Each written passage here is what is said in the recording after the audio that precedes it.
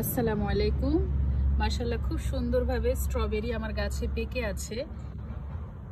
তো এখন এটা পিক করব, কারণ আমি যদি এখনই এটা না তুলি রাতের বেলা কোনো স্কোয়াল বা কোনো অ্যানিমেল এসে, কাঠবিড়ালি আই থিঙ্ক, হ্যাঁ কাঠবিড়ালি এসে খেয়ে ফেলবে, তো এই জন্য তুলে ফেলছিলে। এই যে মাশাআল্লাহ খুব সুন্দর, এটা রাখি এখানে। এখানে আরো একটা আছে, পেকে আছে। এই যে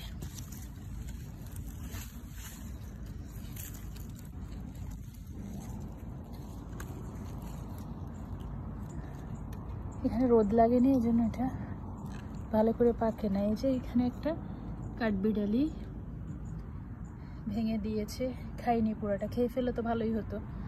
তো এখন এটা পরে এসে খাবে কিনা জানি না। এরপরে এই যে এখানে আরো একটা পেকে আছে। এই যে এটা এক সাইডটা ভালো পাকছে, কিন্তু অন্য সাইডে ভালো করে পাকে নেই। যাই হোক, একটা দুটা তিনটা মাশাআল্লাহ। গতকালকে তিনটা পেরেছিলাম।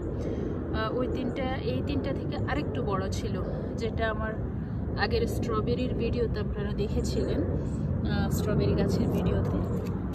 তো এভাবে মনে হচ্ছে ইনশাল্লাহ আমি একদিন পর পর বা চাইলে প্রতিদিনও আমি একটা দুইটা পারতে পারবো। এই যে এখানে আরো পাচ্ছে। তারপরে এখানে ভিতরে অনেক ধরছে।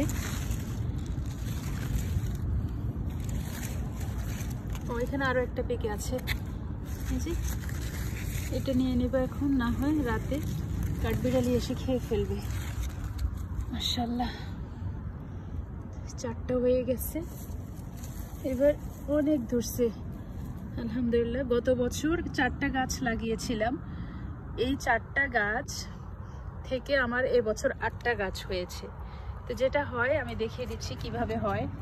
এই যে স্ট্রবেরি গাছের নিচ থেকে এরকম লতা বের হয়ে নতুন করে গাছ হয়, যে একটা দেখিয়ে দিচ্ছি। এই যে একটা লতা বের হয়ে এখানে আরেকটা নতুন গাছ হয়েছে। এই নতুন গাছে আবার স্ট্রবেরিও আসতেছে। তো এভাবেই বাড়তে থাকে। আমি যদি দুপাশে এরকম জায়গা দিতে পারতাম। এই যে এখানে আরেকটা গাছ হচ্ছে, কচু গাছের পাশে।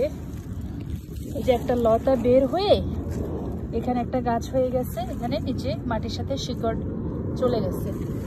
তো এভাবে বাড়তে থাকে স্ট্রবেরি গাছ আমার। এই যে এখানে আরো হচ্ছে।